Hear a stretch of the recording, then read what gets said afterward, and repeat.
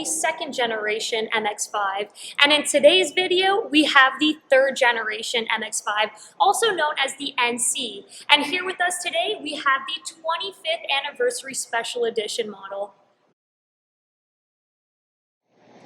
So the third generation MX-5 took a bit of a turning point in terms of appearance. You now have a bit more of a larger size to the MX-5, more pronounced wheel arcs here, xenon headlights, some really nice wheels that come with it, and overall the car just looks a bit more grown up. It looks a little bit more upscale than the previous two generations, and I'm excited to hop on inside because I do see some definite changes that I'm pretty excited about.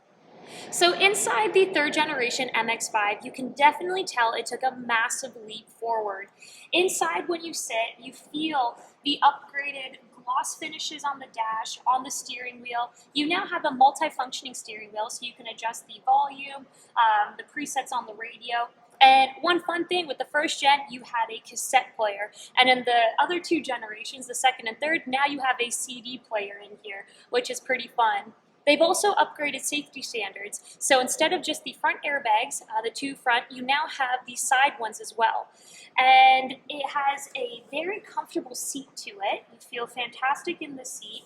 Your shift knob has some gloss finish on the top of it, and overall, it just looks nicer, it looks sportier. Your cluster, your gauges in the front here have a bit of depth to them with a little bit of a chrome finish on the outside of it, which gives it a nice sporty appearance.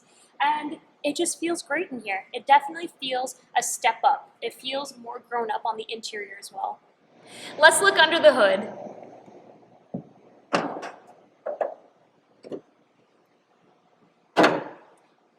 So in the third generation MX-5, it has a 2-liter naturally aspirated engine pushing 167 horsepower and 140 foot-pounds of torque. It's mated to a 6-speed manual transmission and is still rear-wheel drive. It's roughly 2,600 pounds, so a bit heavier than the second generation by roughly 100 pounds, but let's go take it for a drive and see how it feels. Oh, and one last thing, the third generation has a power retractable hardtop roof.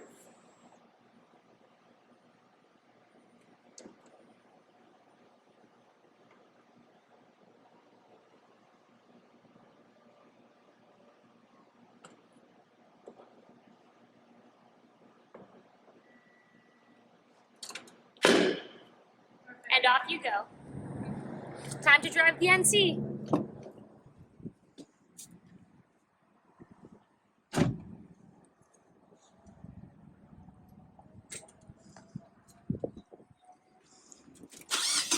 Let's head on out.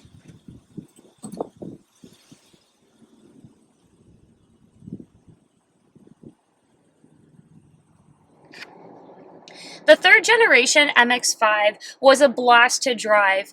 It was nimble, it had the power, and it had all of the creature functions that I wanted. The only complaint I had about the third generation was that it felt too heavy. It felt like it had strayed away from the concept of the Miatas and the MX-5s and had gotten a little bit too big.